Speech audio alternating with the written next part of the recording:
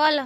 হ্যাঁ, এই যে চিনিকে খুঁজে পাচ্ছিলাম না, এই যে চিনি আমাদের টবের মধ্যে ঢুকে বসে আছে। এই যে সোনা আমার কোথায় গেছে বাবু? চলো মা। চলো এখানে থাকো, বাবুকে ভাত দেবো, তখন তুমি আসবে, বাবুর সঙ্গে ভাত খাবে। চল একটু লেটুস পাতা তুলবো।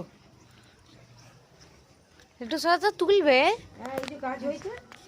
ও, ওই আমি যে বসিয়েছি। এই যে আমাদের একটা লেটুস পাতার গাছ হয়েছে, এটা আমরা ওই সালাটে দিয়ে খাবো। হ্যাঁ, তুলে নিয়ে যাই। এইটা ভাঙবো না মা, আরো পিছন থেকে। পিছন থেকে এইটা পুরোটা ভাঙবো। হুম, আর নেবো। নাও যদি তোমার লাগে তো পিছন থেকে নাও। আর না, খুব কচি পাতা রে, এত সুন্দর। রান্না বান্না কি করেছি, প্রচন্ড ঠান্ডা এখানে। আপনাদের ওখানে গিয়ে ঠান্ডা কিরকম জানাবেন কমেন্টে।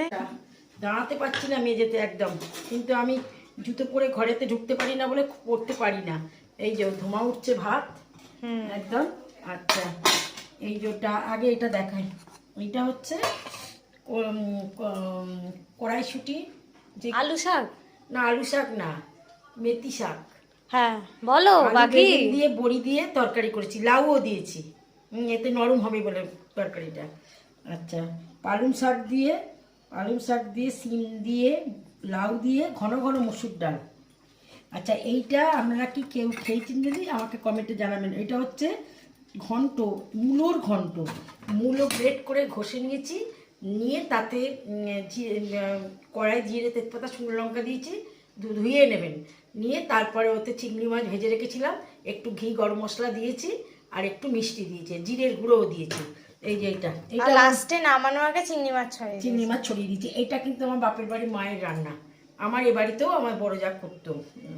আচ্ছা, ডালের সঙ্গে এই যে চাবড়া চিংড়ি, মানে তোমরা গুঁড়ো চিংড়ি যেটা বলো, সেই চিংড়ি হচ্ছে ধনেপাতা, পেঁয়াজ, কাঁচা লঙ্কা দিয়ে বড়া। আচ্ছা, এটা হচ্ছে রুই মাছের কালিয়া, একদম শুকনো রুই মাছের কালিয়া। আর হচ্ছে রাতের জন্য আর মাছ। বা তোমার তো রাতের ডিম ছিল, চেঞ্জ হয়ে গেল। হ্যাঁ, চেঞ্জ হয়ে গেল, বাবা আর মাছ নিয়ে এলো, তাই আর মাছের কালিয়া। এই আর মাছটা জ্যান্ত, কিন্তু ছোট সাইজের। এইটা এই মাছটা 200 টাকা করে নিয়েছে। খুব ভালো, একদম মানে টাটকা ছিল। আর হচ্ছে স্যালাডে রেখেছিল লঙ্কা, টমেটো, পেঁয়াজ আর শসা। আর আমাদের গাছের দুটো লেটুস পাতাও তুলে নিয়ে এলাম স্যালাডে। এইগুলো কুচিয়ে নেবো, তারপর আমরা খাবো। ঠিক আছে, আমাদের রান্না বান্না কথাবার্তা যদি ভালো লেগে থাকে তাহলে একটা লাইক করে দেবেন, একটা সাবস্ক্রাইব করে দেবেন। নমস্কার।